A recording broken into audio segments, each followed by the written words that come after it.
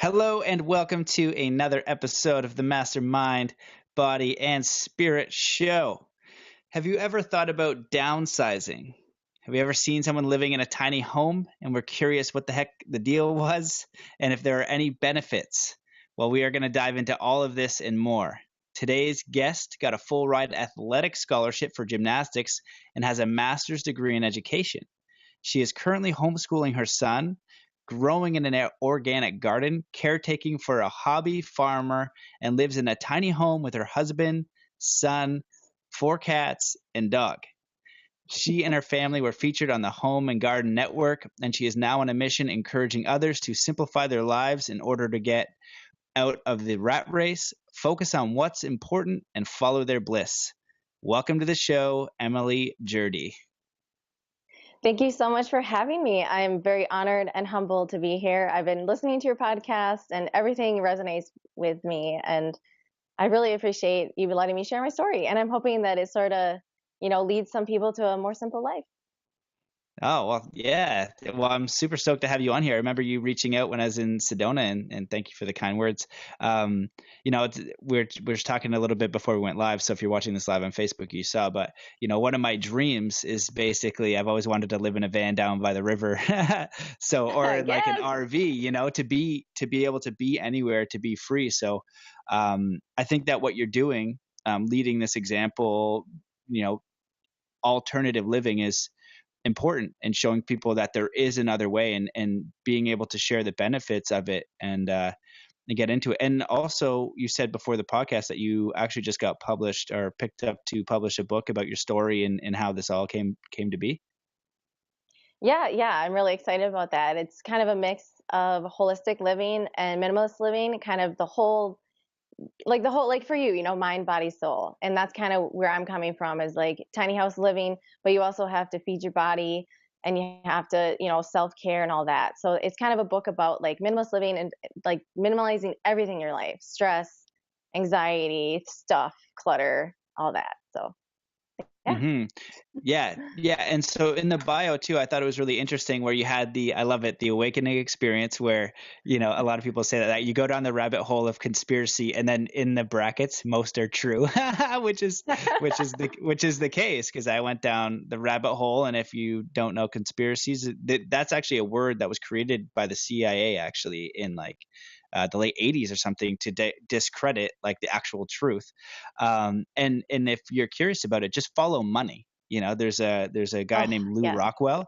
Just he's an economist. Jeez, to say that word. And he's just follows money. He's like, follow the money. There's a lot going to these specific places. So anyway, I digress. But what I wanted to ask was, for you to share just a little bit about your story, because you're also, I always have respect for really high level athletes. You got a full ride scholarship because that takes a lot of effort. There's a lot you learn through high level athletics. So I respect that. But I was just wondering if you could give a little bit of your story about how this came to be, because you probably were raised to have a picket fence, 2.5 kids, and all of a sudden you're in a tiny home and organic, and it's like people might be a little, how did you get there? Yeah. Oh, it's so funny. I actually call it Suburbiaville, like just total suburban life to the max. And, I grew up in this Baptist home. My father used to be a Baptist pastor, and he is currently a graphic designer for all kinds of, Christian endeavors. And so, my parents, of course, were like, what is going on with this girl? Like, at once, actually funny because like when I did go to college and I was on the gymnastics team, you meet such a variety of people. And that's why athletics is so great because it kind of brings in such a mixed bag. And that's where I sort of met people and started kind of slightly expanding my sort of, I don't know, beliefs, if you want to call it that. And at that point, it just sort of, I actually ended up quitting gymnastics 2.5 years in because it was too much stress to do the academic scholarship and the athletic scholarship because I had to, put 100% at both. And it was just so time consuming. So I moved back to Minnesota, finished up college there, did my teaching degree and all that. And it's so funny how the universe works because I was like, yeah, I'm destined to be a teacher. Like, this is my life. I've been taking care of kids since I was 10 years old.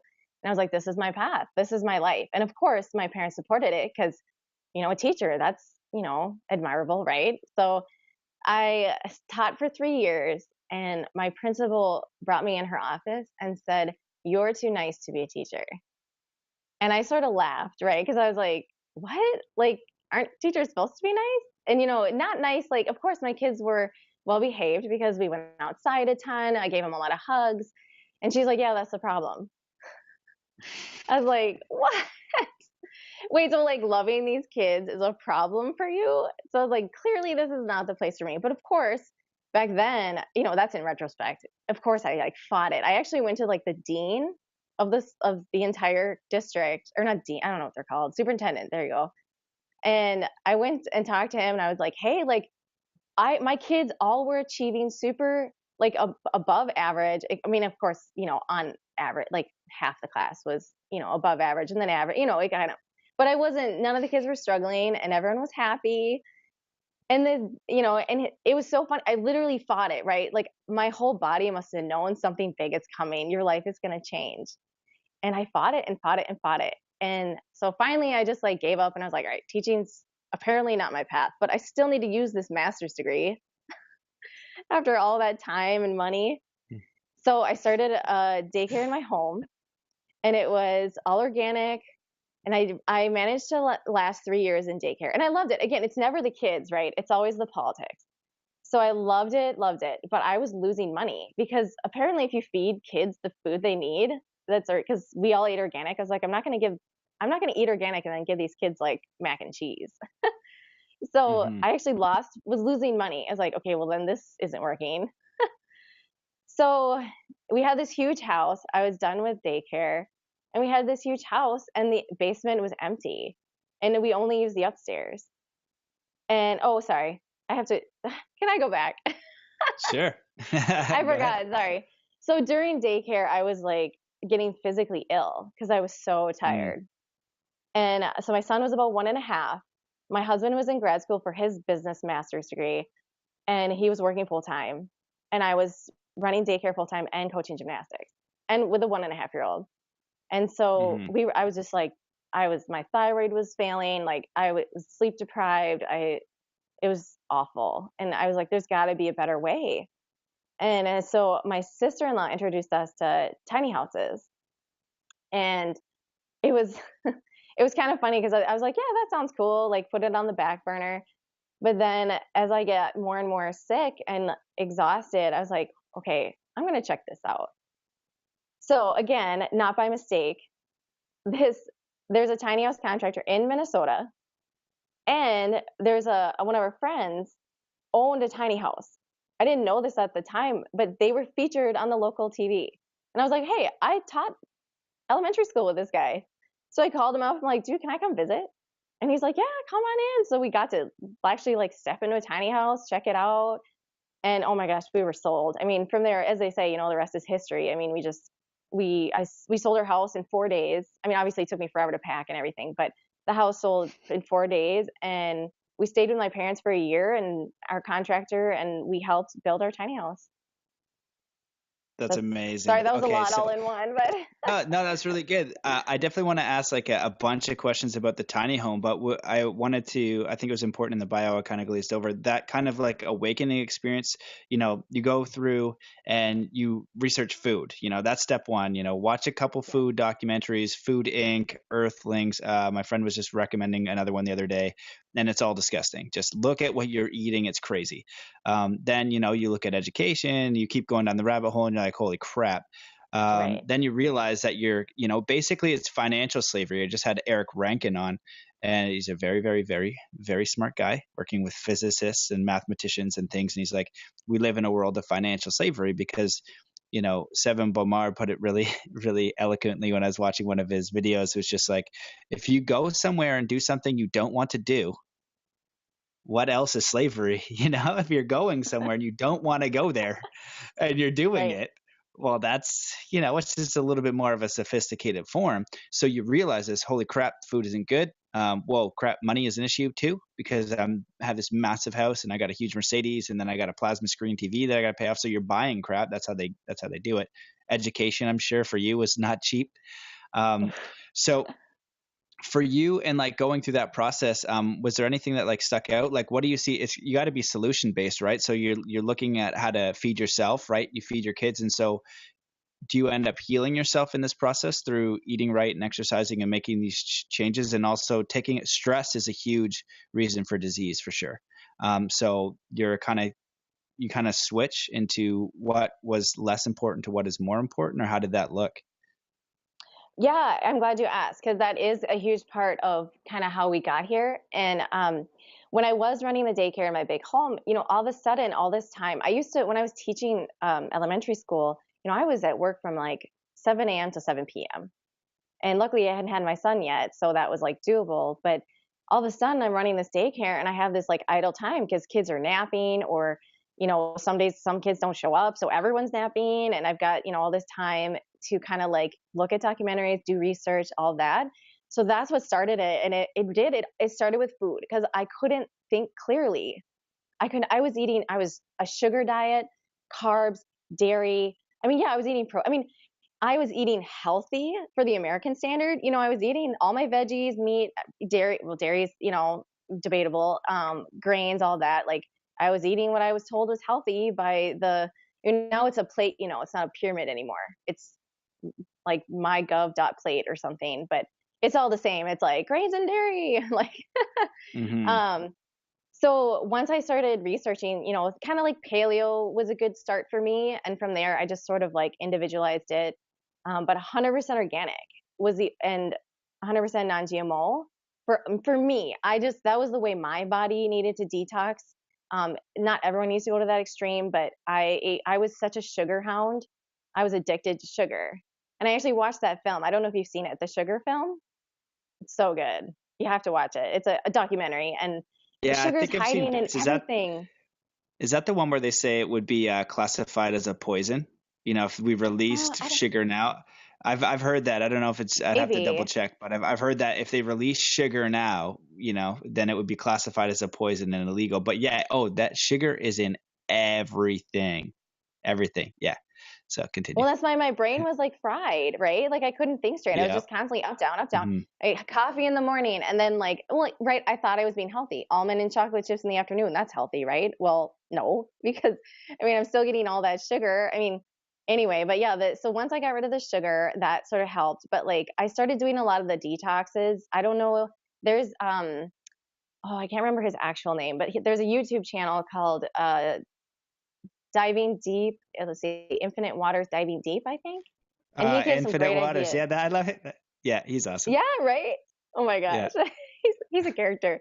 But yeah, he has some great ideas on how to decalcify the pineal gland. And then I really went down the rabbit hole because then I was like, oh my gosh, I can think. Like I have instincts. What is this instinct thing? Like Wow. intuition? What? What is that? Like it was insane. Like my whole it went from like totally brain dead to like, whoa, oh my gosh, I actually am aware of my surroundings. So Hmm. yeah, food was definitely the first step. And we had been doing the chiropractic and everything, but once we went to nutrition response testing, have you heard of that? It's No, kind I of like haven't. it's like muscle testing applied kinesiology. So Hmm. it's individualized supplement care. So basically they're just the interpreter and your body's telling them what it wants. Hmm. That actually really made a huge shift because then it was like instead of just taking some sort of like I don't know, I like your Organifi stuff. I read the ingredients; that's pure stuff. But right now all the moms are selling like Shakeology and like I don't even know what the names of them are. Like DoTerra or whatever. And a one size fit all will help, but this individualized care, it's like, oh, your thyroid here. This is for your thyroid. This is what your body wants. So I love Hmm. it. It takes that guesswork out because it's your body doing the communicating. So I love it. It's that really shifted because it was like all these wounds from eating junk and being pregnant, have been healed. So that was a huge blessing. Yeah, and I'm glad you touched on that. And I asked because food is number one. When people come to me for coaching and stuff like that, a lot of the time, I'm just like, what is your diet? Like, because are you poisoning yourself, or are you healing yourself and giving what your body needs? There's a really famous quote, and it's essentially like food is yeah, either poison or the greatest medicine or something, depends how you Right. use it. And so people aren't even realizing that they're poisoning themselves. And that's when you kind of go down the conspiracy rabbit hole or whatever. And it's like, it's actually just knowledge, understand, like for you having a religious background or somebody coming up from this is the way it is. And then you see another perspective. It's not that either perspective is right or wrong. It just opens up a new level of awareness. I was talking about like, I have this hilarious story that I won't go into it now, but I will eventually, about being flat earth.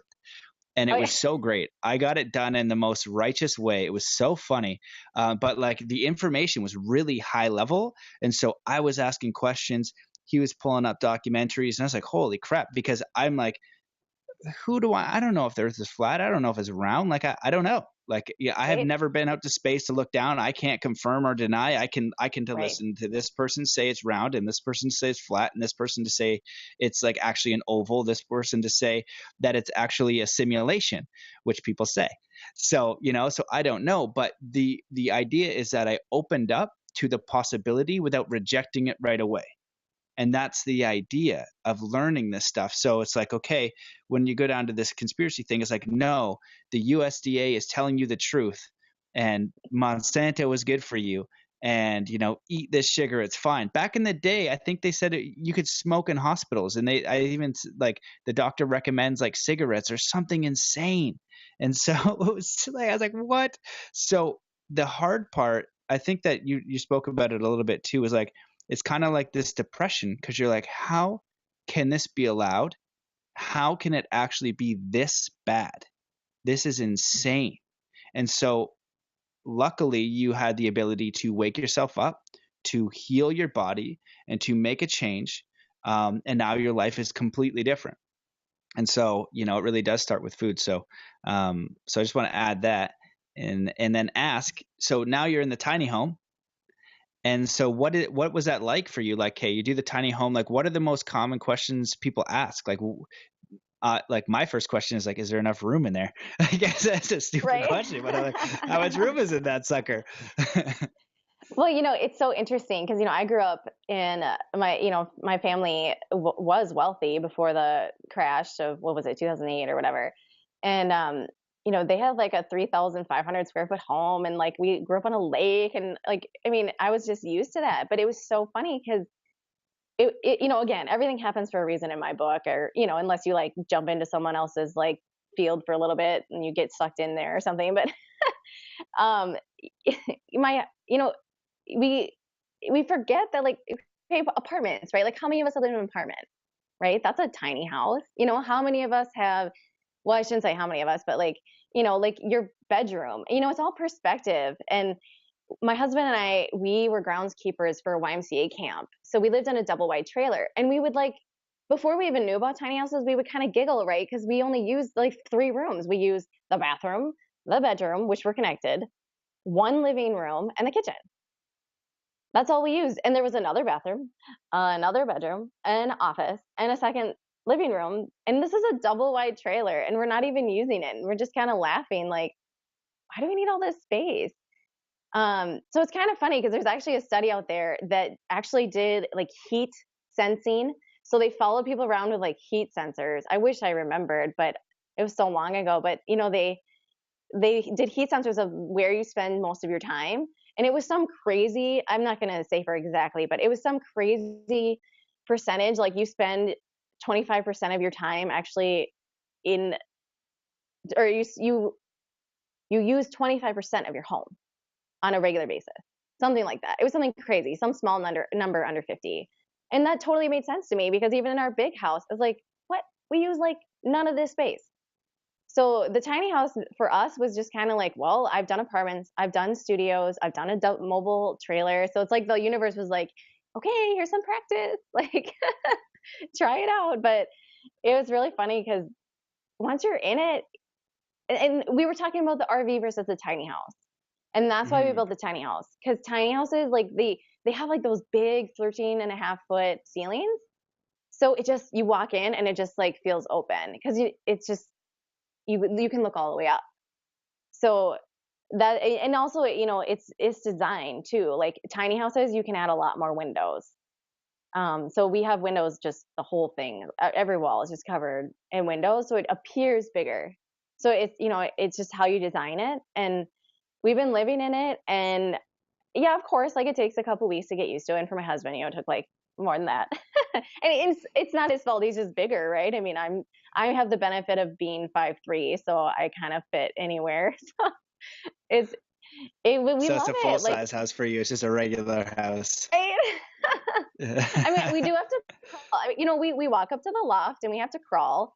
And you can you can sit up, but you can't. That's it. You can't do more than just sit up. Um, but I have to say this because everyone asks. So, because it's all about like privacy, right? Nobody wants a tiny house because like, oh, there's no privacy. But we designed our tiny house so we could have privacy. We have 3/4 walls on the lofts and then blackout shades so my son can take naps, which also doubles as privacy. So then when we're spending adult time in the basement, then he's up there with his blackout shades and his, sound machine. So it's so doable. And I think people, it's so funny, right? Because they're like, oh my gosh, how can you spend that much time with your husband? I'm like, oh my gosh, I've been wanting to spend this much time with my husband. That's all I've been wanting. So it's been, you just, so much stuff opens up. Time, it's like, what is that quote? Time can be spent, but you can never get it back, or something like that. Harvey something. I'm so bad with names. But It's yeah, it's probably like, T. Harv Eker is like time is. It's probably like one of those riddle ones. Yeah, I kind of get the vein of what you're saying. Is like time is the only thing you can spend, but you don't get anything back. Or, right, well, I get the experience back, I guess. Something like that. right, right. So it's like, spend it wisely, basically. So Hmm. that's why, I mean, living in this tiny house, like, it takes me like 15 minutes to clean, and my big house took like 3 hours, and you have to do it multiple times. And then, I mean, maintenance, everything. It's just so, there's so little time spent in the house that we just go explore. And of course, financial freedom. Of course, we have a lot more money. Right now, we're paying $100 in rent in return for doing all this, yard work and stuff. And I love yard work, so I'm fine with that. And I mean, we went from, being in massive debt, and now we almost have our debt completely paid off. Wow. Well, you And that's touched just on a a lot year. of. That's just a year. Yeah. Well, you touched on a lot of important points. The one I was going to say about the study about just being in the certain spot of your house. Well, I would say that a lot of people, when they come home, park themselves in front of the TV, you know, and there you go. That's your home. Then you go to your bedroom, and then you go to your kitchen. So as in the bathroom. So you got a few important points in the house. And then what I really liked is the ending part was, going outside. And Dan Winter, who I've been talking about recently on the podcast, he's a physicist that was mentored by Buckminster Fuller. Shout out Jason if you're watching this, doing a Taurus donut. Is my homie. He introduced me to him, and I've been watching a lot of his stuff, and most of it is over my bloody head. But he goes on for hours about physics and about how you take your aura through death and memory through death and all this wild stuff. And I was like, okay, Dan, like I want some practical advice. Like, what do I do with all of this physics you're telling me that I barely understand what you're saying? And it's clean food, clean water, Yes. sunlight, exercise, and the energy from the earth. And that's the big thing that most of us are missing. We're not getting the actual Schumann frequency, the vibration and the energy from the earth. And that's what's making us sick. And there's actually a correlation between, so if you live in an apartment now, there's a correlation between the level and floor you live on Oh, versus your yeah. health. So the higher you go up away from the earth, the more likely you are to be sick, the more cases there are, because you're not getting that basically earth, like, oh, I don't feel good, so go, sit in nature, go sit by the water, things like that, because it's actually healing you, because that's what plants do. They heal you. Like back in the day, you take all the crap away and it's like the plant is the thing that heals you. Here you go. So yeah, so And that's, and there's oh, go also, ahead. no, go ahead, you're the guest. Well, I just wanted, You're the before guest. I forget, I wanted to say that's why we're homeschooling, because I couldn't homeschool in the tiny house, right? Because I had two jobs. But now I can homeschool. And I mean, think In a about big all, okay, house. so what, sorry? You couldn't tiny home it. You couldn't you couldn't homeschool in a big house because it was too expensive. Is that what you mean? 'Cause you said Yes. tiny home. Yes. I had to work Yes. 2 jobs. Gotcha. Yeah. And so, it's so funny, right? Because think of all these kids. So everyone's like, oh my gosh, your kid's going to be in a tiny house. I'm like, yeah. And how big do you think a classroom is? How many kids are stuffed into essentially the same amount of square footage as my tiny house? There's 30 kids in Hmm. there. At least in Minnesota, you need like 35 square foot per child. Well, I don't think that's the rule in the schools because that doesn't seem quite. I mean, you put all these kids in this small space, and like you said, they're never out grounding themselves. Recess is like 20 minutes now. And Hmm. that's not including actually the whole process of getting out, lining up, getting back in. So it's probably about 15 minutes a day. Then these kids go home and they go sit in front of the TV or a video game. So, oh, and then we're all like, why are they sick all the time? Well, they're not Yeah. outside. Like you said, they're not grounding themselves. It's just crazy. So we're homeschooling. All we are is outside. And I'm not even going to go into the rabbit hole of the indoctrination of education, which I could Right? do for hours and hours and hours, because that's how I studied. I was always into mindset. I always just wanted to expand my consciousness, alter my consciousness, understand who I am, what I'm capable of, what humans are capable of. So I'm looking at, self hypnosis and programming my subconscious and unconscious mind. I was like, they never taught me I have a subconscious mind. They didn't tell me you could program this thing. Oh my God, they're programming it for the bad thing. Not good. Oh God. And then so I remember going in my journal, and it's written in like one of my old ones, like I have to unlearn every single thing that they taught me. I have Yeah. to unlearn this so then I can re-expand my mind, because it's like, nah, this is, for me being Canadian, and our indoctrination is not as intense as the States. The States has the world's premier indoctrination system, so good for that. But Oh my it really, God.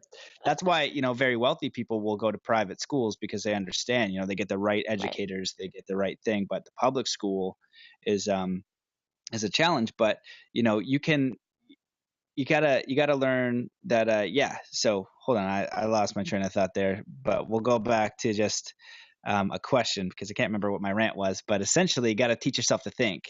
And so Yes. homeschooling is really powerful. And when we're talking about the earthing, there's a study out now in Japan. They recommend, even in schools, they're doing something as well, but they call it forest bathing. And if you're ill, they basically say just go out into the forest and be in the forest. And they have scientific evidence and studies that this is healing all sorts of different things. So that's a part of their actual Wow. recovery now, is to go out in nature, which makes sense. So you're doing all these things, and you have the opportunity now. And so yeah, I think you touched on it a little bit, but I want to talk about what is more important, and what that was for you. Like, could you talk about the life before and then the life now? Because I think you hit the nail on the head for me anyway. Like, if you're a parent, what do you want to do? You want to spend time with your kids. If you're a husband or a wife, you want to spend time with your significant other. So what if you have kids, right? You want to raise them, and nothing is wrong, but what is it that you value most? And if you go the one way, what are you sacrificing for the other? And when you can, but the thing is, most people can't see another way. So this is Right. the way. This provides security for me and my family, and then that's it. So I wonder if you could just speak on that rant. Yeah, no, absolutely. I appreciate that because that is something that, people ask us a lot. And we talk about, like, okay, sit down, right? Here's our steps. Sit down. What do you value? We sat down, we literally like wrote it on pieces of paper. And thank goodness I married who I married because my husband is so, I'm more like a feely kind of person. And my husband's like, write it down. Let's get a plan, right? Which is good. So we wrote it down and, okay, first values. Okay, travel. We like to travel. We like to be outside. We have to have organic food. That's a must. We have to have our, holistic healing. And I'm saving up for I can't wait to try like Reiki and all this other stuff. So, that's in our back pocket to save up for all this, neat chakra healing and all that. So, those were kind of our values. Okay, how do we get there? Right. So clearly the path we were on wasn't getting us there. We were constantly in debt. We're working on, why are we in debt? We're in debt because we're paying for this huge house. So how can you simplify? That doesn't mean like you have to live in a tiny house on wheels. We did the extreme. because we just needed that. Like, we just needed that huge, like, big shift. Our marriage was failing. Like, we just needed this huge shift. So for us, we needed something that drastic. But other people, you know, you don't need something that drastic. Just sit down, write down your values. What are they? How can we get down to the basic of what we need? So, you know, a lot of people I talk to, I can't afford organic. Well, what's important to you? Do you want to pay the farmer now or the doctor later? You have a choice. Like, and you know, you can't preach. I used to be that type that would like be like, you're gonna die. And I'm like, wait a minute. Oh my gosh, this is the Baptist in me. Like, my former The preacher's Baptist being daughter. like, right? Oh my gosh, like, you're gonna go to hell if you don't believe in Jesus. Like, you're gonna die if you don't Yeah. eat organic. Okay, but I learned to just like you, you're gonna die. I learned Yeah. to be very gentle and just like you said, be an example. So like when our family saw us healing physically, emotionally, by simplifying, even just getting rid of stuff. Oh my gosh, like your whole mind. There's so many studies on clutter and how it affects your mind, and how Yep. your mind is always just like, where should that go? Does that need dusting? Where, you know, your mind's always like, what do I need to do in here? But if there's like one plant and a lamp, your mind doesn't have to think about like, oh, they might say, oh, I should probably water that. That's it. You know, not where does that paper go? That pen needs to get put away. And so that's been really like the tiny house for us. That's why we did it. But again, just simplifying everything and clutter and all this junk, like your possessions possess you, they Mm-hmm. control you. The less you have, the less you have to worry about. And for example, for us, now that we live in this tiny house, we can follow any job we want. We can just get up and go. It takes us a day to pack. It took me 4 months to prepare our other house for sale. 4 months. Like, it's insane. And it's like, again, you don't have to downsize to the extreme we did, but get rid of as much stuff as you don't need, because then you can focus on what's important to you. And that's going to vary per person. But for us, it was family time, adventure, travel, and good food and holistic healing. And I mean, I get nervous about the whole minimalist thing because I don't want to make it a label, right? Like, we're all this, the humans love labeling things. Like, the minimalist Mm-hmm. movement means this, the minimalist movement means that. And it's so funny. I'm on all these groups, right, on Facebook, and oh, what does a minimalist diaper bag look like? Well, what is important to you? What do you value? My diaper bag is huge because I want to make sure my son has organic snacks, lots of water. He's got extra clothes because, yeah, he's going to jump in the puddles. He's going to jump in the lake. He's going to get muddy. So I'm going to need like 4 or 5 pairs of clothes and 2 or 3 pairs of shoes. So like, it's, again, it's so funny. Like, everyone's like, I got to minimize everything. It's like, no, what do you value? What is important to you? For us, okay, get rid of clothes. We don't care about clothes. Like, we could care less. We've been wearing the clothes that are like 15 years old. And like, some people, clothes are important. That doesn't mean you get rid of your whole wardrobe. What do you value? Is that important to you? And then, you know, like, we really value books. So that was a hard one. So we minimalized books down to like the essentials. So basically what we tell people is, you know, downsize to the level of your comfort level, but downsize enough that you can follow your passions and desires.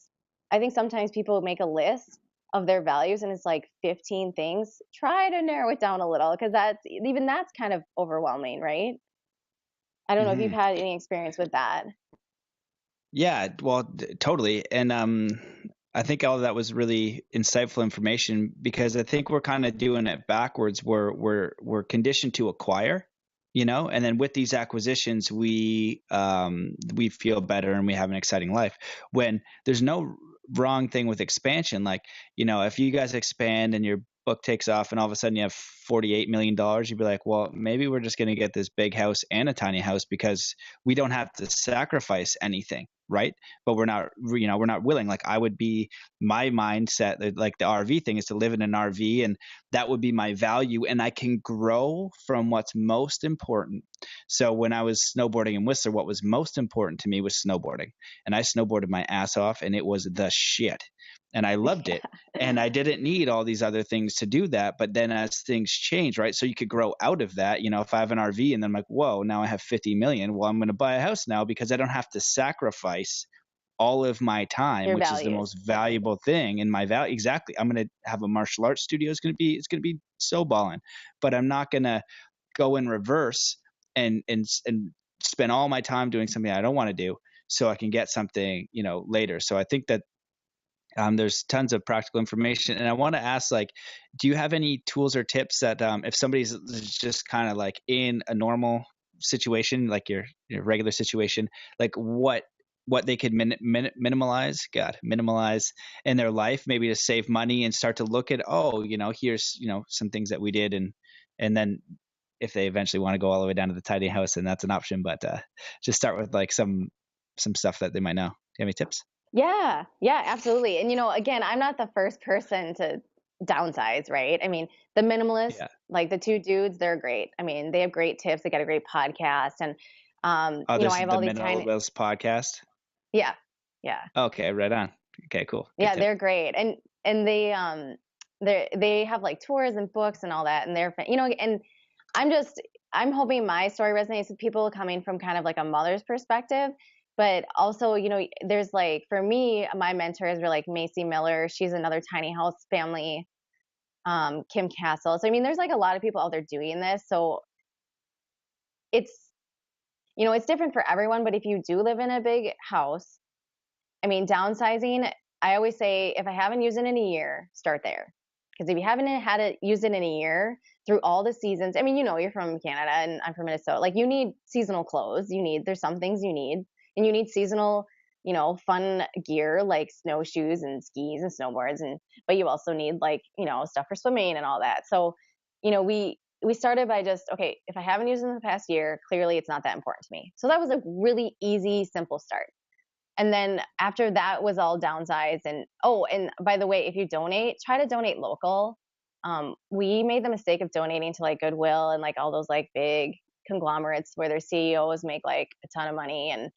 And so now when we donate, it's to like local community centers or homeless shelters, or it's you kind of look in your community, and there's a lot of places you can donate. So that was a little offshoot, but um, once we donated everything we didn't use in a year, then we went into again the values. So like, okay, so let's start with clothes. Like, what do I value?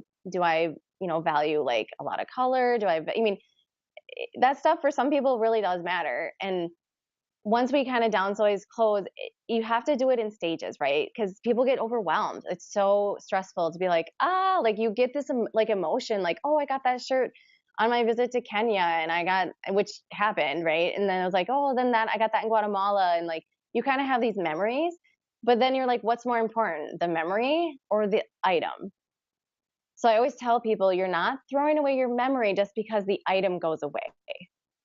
And so that doesn't mean I got rid of everything we got in Kenya. I saved like a really awesome like native mask. So, you just kind of have to decide. I think people really just get overwhelmed with the size of everything. So it's like start small, start with things you don't matter. For us, that was clothes. So that was like the least important thing to us. So we started there. And then we sort of weaned ourselves up to the more important thing like books. And then we asked ourselves this question, like, okay, what are these books do we want to pass down to our family and our kids? Like, what are these books that are super important that need to stay? What can I get at the library that I might read again, but maybe not? So Mm-hmm. really taking it in steps. And I like, for example, like I got my photos. I'm big into taking pictures. So I was like, I was avoiding it like hardcore. Like I didn't even want to touch them. I was like, I don't want to get rid of these photos. But you start looking through them and you're like, half of these are blurry and like the other half are doubles.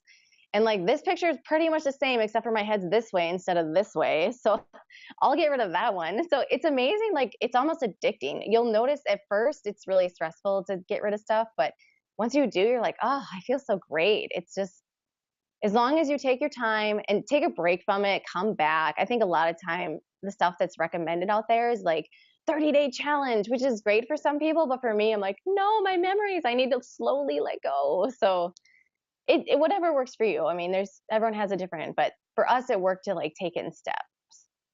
Gotcha. It's kind of like hoarders. You start with like a little bit, you do what you can.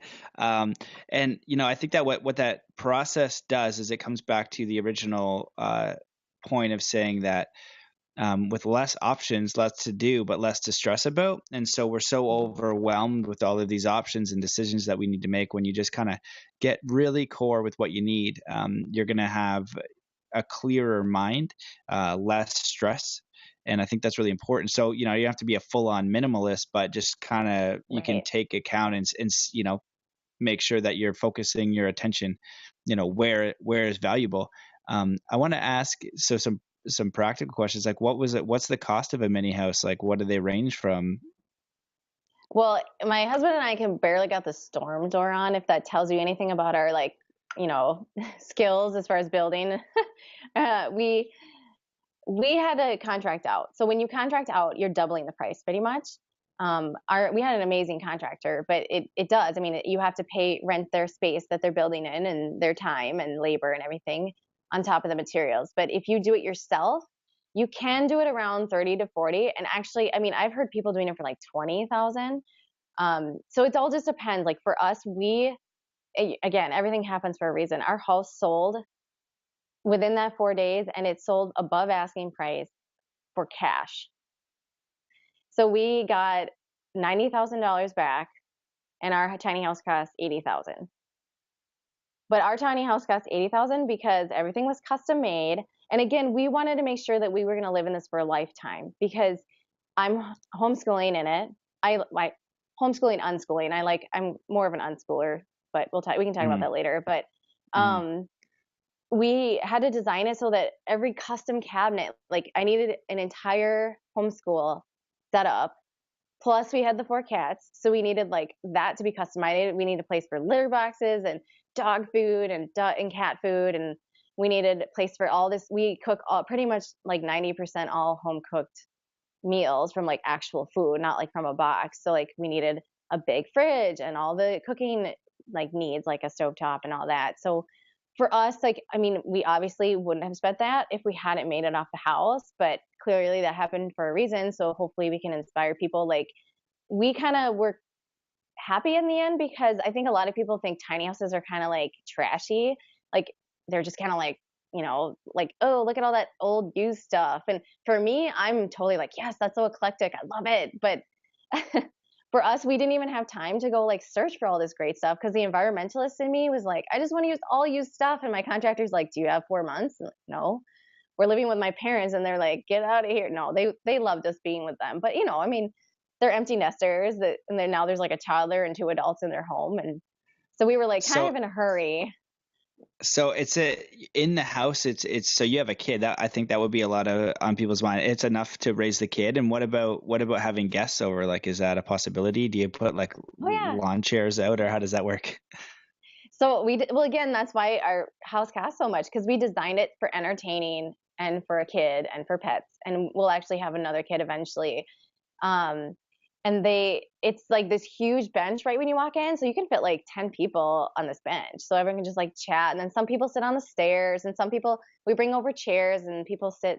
So I mean, there's plenty of room to sit and just talk. And but again, like eventually we want to get like an awning like RVs have, so people can like sit under there if it's raining or something, and have a little table. We have a little picnic table. But yeah, there's so many there's tiny houses out there that are designed for specifically for entertaining. They have like wine carts and all this like really neat stuff. And you really, that's the beauty of tiny homes. You had asked about the difference of RV versus tiny home, and tiny homes are so customizable that like we customize it so much that we know it's going to last us until our kids are out of the house. So that's kind of the benefit. And also we made ours non-toxic, environmentally friendly as possible. So that was another benefit. Whereas like for us, we're pretty sensitive to chemicals. So like the RV, we actually have a camper too. We bought our friend's used camper. It's 14 feet. I don't know how many square feet it is, but there's no way it's more than like 150 square feet or something. Um, so it's kind of funny because my son is like, we have 2 homes. I'm like, yeah. And he's like, they're on wheels. I'm like, yep. So, but the RV, like, we spent a week in the RV. We went out to Colorado and we come back and I'm all like stuffy and I'm like, oh, but I mean, it is a Mm, 1988, so that's part of it too. I'm sure they're nicer now, but um, right. just the whole non-toxic factor of tiny homes are a huge pull for us. And oh my gosh, environmentally friendly, right? Like, I mean, we're eventually going to go solar. Again, it's all about, with the whole minimalist thing, is like, saving up to actually buy something instead of just like putting on a credit card. So we're saving up for our solar panels, but we are conditioned to have solar panels. We're all set up for it Nice. inside. We just have to get those. But yeah, the tiny house thing for us was also a huge environmental thing. I mean, you're heating the size of your bathroom. Most people's bathrooms are like the size, well, not most, but like an average American, like 2,500 square foot home. I mean, their bathrooms are like 300 square feet sometimes. And we're only heating Hmm. and cooling that amount of space. I mean, think about a large home, right? Like that's the part we didn't like about our big home is like there's so much empty space that isn't getting used, but you still have to heat it and cool it and maintain it, but you're not using it. It's just empty space. So that's been huge for us. Utility Uh, costs are like minimal. yeah, I didn't even think about that. Well, what makes me just what it brings up for me anyway is just like just having a little bit of land and then having a little house. And then so for me, I value land. I want land. I want to be in nature. I want to be trees and water and all that in the mountains. Ideally, when I get there, it'll be nice.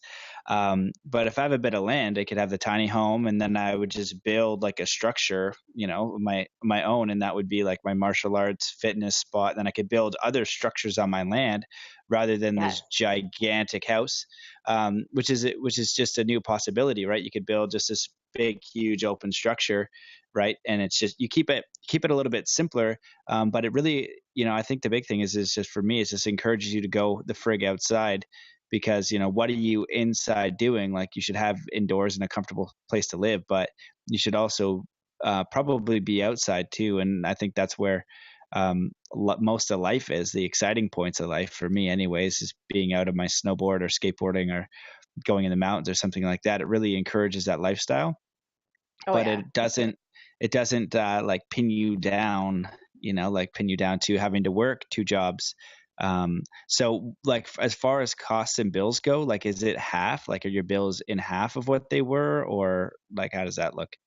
Well, so Or our even old more? home, oh yeah, I mean, because our old home we were paying 1,500 in our mortgage, and then probably I'm not very good on the utilities, but I mean it was at least like if you include all like the internet and what was it like natural gas, electric, probably like 200 some a month. So we're like at what like 17 between 1,700 and 2,000 a month just for the house, and that's not Mm-hmm. including all the organic food and everything. So we Mm-hmm. right now, so we have no mortgage. We're paying $100 for our, just living there and for electric and well, the propane is propane tanks. And we've had been in the tiny house about 14 months, 15 months, and we've only had to fill the propane tanks twice, and that's like $30. And then in the winter we get wood pellets, and those are about $5 a pop, and we probably went through about 20 of those. So, I mean, we're saving thousands. Right. Like, I And mean, then I, that's I guess I'm not good with numbers. My husband's like the budget guru, but I mean, we're paying essentially we're paying $100 a month right now, hmm and then in yeah. the So winter then we get pellets. you can take that money and just spend it wherever you want, traveling, doing whatever you want. And Oh so my you gosh, could we even, travel so much more. yeah. These are they meant to be mobile? Like, can yours move from spot to spot? Like, if you want, like easily, or like you can do it, but you don't want to do it all the time, or how does that look? So that's where the RV is a benefit. Tiny houses are very mobile, but we built ours super big because like my husband was already like, this is really small. And I was like, it was new to us, but we kind of giggle, right? Because now we're like, we probably would have gone smaller because ours is 28 feet long. It's about 16,000 pounds. So, I mean, we hire out a truck to move it, but we've moved. I mean, we've moved twice in a year. But it's not like a move, it's too big. But I mean, there's tiny houses that are only like 14 feet and they move every day. So it's all about designing it for what works for you. For us, we were like, we knew we weren't going to move a lot because I'm going to build a sick tiny house community in Colorado. So if anyone lives in Colorado, call me up. So Yeah. I'm gonna do that because like all these tiny house people were like we were like you, right? Like we want land, but we also like community, especially with a kid. So it's Hmm. like you go, what am I, these RV parks? I mean, I have like, I can see through my neighbor's RV. You know, you're like 5 feet away from them. Like tiny house people want to live, but in the community, but we don't necessarily, and I can't speak for everyone, right? But at least people I've met is like, we want our property like a normal neighborhood, but we want everyone to be kind of, on the same wavelength. Like people are trying to save the environment and like living a more meaningful, simple life. And it would just be fun to have that sense of community. Well, that's an interesting point because, a lot of the stuff that conversations that I have with people is just, thinking about a new paradigm of communities and living and, what people really need. And whether it's tiny homes or earthships or Oh, whatever, our really ship. what people are valuing is a little bit of space. What I would value would be just like a tiny home that's my own, some space so I'm not tripping over anyone. I got my own space. Um, and then, food. And so if you had like a group organic garden where everybody Yep. could have that food, and these are like designing the new towns and the new cities, and we could do that now. If you put some money together and you get, I don't know, 50 or 100 acres of land or whatever you need, it could be less, it could be more. And then you get your own plot, and then there's this community garden, and people are reasonable. A lot of people will say, oh, it'll never work because people take too much. Well, that's not the kind of person who's going to come to that space, Exactly. you know and then geodesic dome for healing, and just, but it's communal. And yeah, man, like I think we're right there with designing new cities, designing new towns. And the thing is that you can have that right now. Like, it starts with you. You're doing it. You now live in this tiny home. You're in nature. You're healthy. You're not crushed by debt. And you're living the life you want. You're spending time with your kid whenever you want. You're spending more time with your husband. Like, that's the life that you want, and you chose to design it that way. You got pushed a little bit by circumstance and spirit, but you listened and did it. And so I think it's important for people to realize that you don't have to build a tiny house. You don't have to be a minimalist. You just got to figure out what the heck you want to do, and look at Right. what you're sacrificing that might not be as important, so you can't have the thing that you really want. And I think that when these tiny home communities pop up, there might be like a land for sale, like, buy this tiny home for like 70 grand, or like maybe it's 120 grand, and you get this piece of land, and then you're paying off this house, but then you also get gardening, and community is all taken care of. Like, that's what we want. Like, I would check out right now, and I normally do that in one way or another, is finding these communities that I could live in and eat. But right now that version is getting a house, or like a 1 bedroom in a house where I can snowboard every day. Like, that's like my tiny house is like my room in here. So then I can snowboard every day, because that's my value. It's being outside in nature. So if it could be permanent, it'd be such a beautiful option. And it's less, and everybody wins. The environment wins, you win, nature wins, your bill wins, and then you can we got to check out of the matrix and into something else. Um, Right. that was a Yeah, that was a bit of a rant. But one of the, I guess, like, one of the other curiosities I have with living in a tiny house is, was there like a big, like, what are the challenges? Were the challenges that you thought moving into it, some of them way bigger than you thought, and then some of them you thought were going to be huge and are way smaller than you thought? Like, if people were going to do it, like, what do you think of that? I Yeah. got to phrase it as a question. Yeah, no, that's perfect. I think, I guess like I was already on this wavelength of like, I'm doing this. This is gonna be awesome. But I think, with anything, it's good to look at both sides, right? So my husband was sort of the like, I don't know. So we moved in, and of course, there's that. When we first moved in, there's the stress of like, I mean, just the reality of like shuffling around people, like figuring out where's a good place to stand in the kitchen, so we're not like bumping each other while we cook. So we had to like, okay, you cut here, I'll like saute over here. And so that was, just like the actual physical like stepping around each other. And like we had a big dog when we moved in. Now we have a puppy because our old dog passed away. But it was like pretty hilarious. Like the poor dog, we're just always like, excuse me, like trying to like trying to figure out where to put the dog bed, but still need to be able to open the door. So there's just all those funny logistics. And at first it's stressful, but then you just sort of like start laughing about it. You're just like, this is hilarious. Like we probably look like some sort of video game, like trying to shuffle around each other. But then you get used to it, and you kind of like get your routine down. And that part was fine, but I think it's the biggest for us was our relationship because you're forced to solve every issue. And we both, my husband recently just switched to all organic and everything, so like his spiritual journey is like really speeding up. So we're having these like deep conversations that we've never had before, and we actually have the time for them.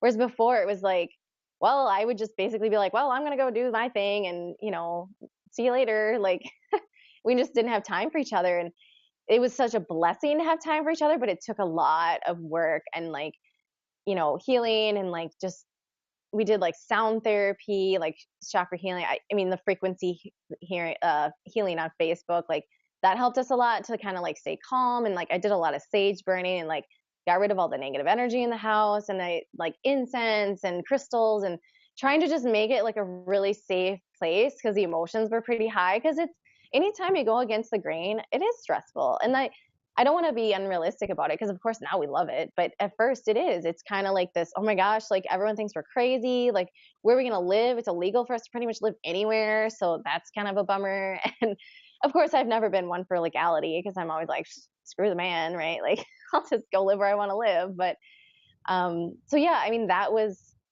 huge because we really had never had to finish our conversations or our it wasn't a fight, right? It's just a discussion. But of course they get heated because I'm very passionate about my like self-sustainable stuff. And I'm like, follow your dreams, man. Like you can make anything happen. And he's all like Mr. Practical. Like, well, we have to live legally. And I'm like, do we? Do we? I'll find some place to live. And of course I did. I totally like, you know, manifested with effort, a place to live. I shouldn't say effort because it was not like a striving type of thing, but I already found us a place to live in Colorado and I'm really excited about it. And just kind of like working out those things like that, shifting from the old life is hard, like equity. Like everyone's like, oh my gosh, you're going to like fall off the face of the earth because you don't have home equity. And we're like, well, I also don't have debt. So, I mean, which is Yeah, more I important, actually have right? more money than you. Right? Yeah, I have this equity, Yeah. but I have more debt than I have equity. So it's really Yeah. it is. It's stressful at first, but I reassure you, you can go through it and you can get through it. But and that's again, it's not like just a tiny like if you move into a tiny house, like anytime you do something outside, you live more sustainably and more simply. I mean, you're gonna get pushback, and that's just sort of like your test, right? Like that probably means you're in the right path because you're getting some pushback and you're learning to overcome it and have your beliefs about it. And yeah, so I mean, just our relationship has blossomed so much because we are getting through those conversations, and now we're in such a great place of like just it's actually like a discussion now, and it goes somewhere, whereas before it was just like, well, here's my idea, here's your idea, they don't mingle, okay, conversation's over. Hmm. Well, I think the important thing, I think you, for me, hit the nail on the head when it's like sustainable, sustainable living. What was the other thing you said? I don't know how I blank. Sustainable. I don't know. um Remember? about I like don't know. living in a tiny house. Yeah, no, it just is the last being sustainable. There, geez, goodness, sustainable and simple living. And so Yes, the yes. pushback, it's funny because I have a couple of friends that have recently become vegetarians, and one is all in vegan, and Ooh, before Matt Hauser specifically, who doesn't listen to my podcast, I'll call him out. he's he's a good friend. He's so funny, but he's the kind of guy that like when I was vegetarian, you'd be like, oh, you don't eat meat, and would just be like, I'm gonna eat a double hamburger with right in front of you. 4 pieces of bacon and cheese, and it's like, oh, how, and just be like a total dick about it. But it's funny, right? It's he's allowed to have his choice or whatever, but he's like that friend that does that to you. So people do that, but now the SOB is a vegan, and he watched a couple documentaries, Right. right? And you look, and you're like, oh crap, you know. And so it's interesting that when you do something against the norm, people will give you pushback because it's just, I don't know, it's just in our nature. But you're showing them the example, and then when when you're healing yourself, when you're living a life that's joyful to you, and they can see that, then you're actually giving them the example, saying, oh, this is a possibility for me. I can do this. And then over time they might stop giving you such a hard time. Well, depends. If they're my friends, they probably never will. But that's just a part of the game because it is going against the grain and it's to be expected. And what happens is, I kind of was doing some coaching the other day, and I was just telling the person that it's just like frequency bands. Like, it's not bad. It's just that when you change and you're at like this level that's 80% or 80, degree 80.2 FM vibration, and you go to 96.2 FM vibration, there's different people there. Oh my And you gosh, still it's love the insane. people you had at 80, right? Now you're going to meet all these tiny home weirdos and all these minimalist weirdos, right? But then you're like, you're just like, I like these weirdos, they're like my kind. Like for me, like, the UFO weirdos at like Contact in the Desert, some of them are really weird and I didn't want to talk to you, but a lot of them were like really, really smart. Most of them, I would say, really, really smart, conscious, aware, awake people. I'm like, holy smokes. And they're educating me, and I'm sharing stories, and we're all sharing stories, and it goes around, and then you go back to your own environment, and then that's where you're weird, and that's fine. But it's to be expected when you're moving out, because you're changing the dial, and you can't expect everything to be the same. But I think that just the way that you're doing it and the way that you shared it in just like an honest, authentic way, and actually doing it, and for all the people out there and the mothers, can I do it with a kid? You're answering so many questions, and I think it's so valuable. But I wanted to ask if there's anything that you wished that I asked you, or anything that you want to leave the listeners with. Either of those questions, or both. Yeah. I guess, man, I mean, it definitely, like you said, like for me, it started with food. So if you can, just, it doesn't have to be organic, but at least like check for pesticide, check for hormones, antibiotics, GMOs, like at least try to have as clean as food as possible. Please stop following all these like fads, like for real, like eat food, okay? Like Just we eat all make it food. so Yeah. complicated. Eat real food. Like I mean, sure, we cheat and we eat some like organic chips, and sometimes I cheat and we use our like gluten-free like waffles. It's already made in a little like, it's Your like the cheat is powder's an already mixed. organic chip.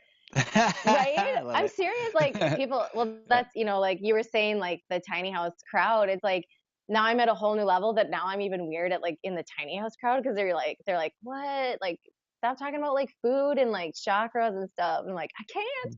But anyway, but yeah, definitely start with the food for sure. And like, the dirty dozen, they always say, but gosh, I don't like that. What you put in your body is just like the most important thing ever. And like you're not gonna how can you like move forward if your body is like deteriorating? So food, and then for me, like sound therapy was really helpful. I'm learning to get better at meditation. I saw Pat Kaluza, who is an astrologist, and I don't know if you saw the movie The Wild with Reese Witherspoon. It's a book.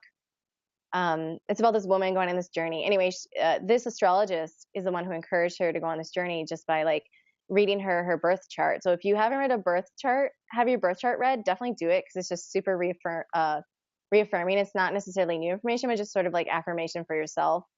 So that was a huge step in my journey, is getting this birth chart read to me. And sort of like kind of gave me that push I needed to like move forward with the tiny house community idea. Um, so also the sound therapy, and for us chiropractic really helps, but I know there's like a massage, just anything you can do to make your body, if your body feels great, you have more access to your mind, right, or your heart, or just feeling, you can just feel, you can be you. But if you're always like, oh gosh, that crink in my neck, or oh, that my throat hurts, or whatever, you got to heal your body as much as you can. And obviously it's always evolving because we're always changing, but get your body in a good place, get your heart in a good place. And like you said, like just surround yourself with amazing people. I mean, that was the biggest thing. I'd always complain, right? I'd be like, oh, these people are so whiny. Okay, then why am I hanging out with them? Right? Like, just surround yourself with people who encourage you, who inspire you.